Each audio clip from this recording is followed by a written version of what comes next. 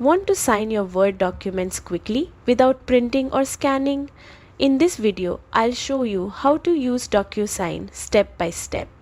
Before we start, make sure to hit that like button and subscribe for more simple tech guides. To begin, head over to the DocuSign website and log into your account.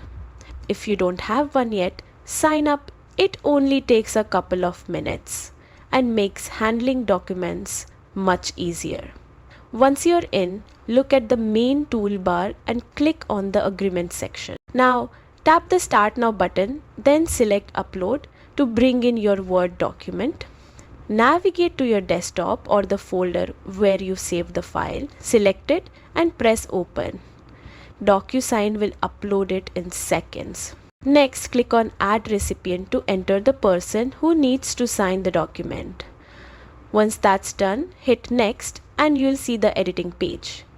Here you can drag and drop fields like signature and date exactly where you want them on the document. When everything looks perfect, you have two choices: save and close if you want to come back later, or simply press Send. Your recipient will instantly get a notification and can sign electronically right away. And that's it. You've just learned how to DocuSign a Word document in the easiest way possible. No printing, no scanning. Just fast, secure and professional.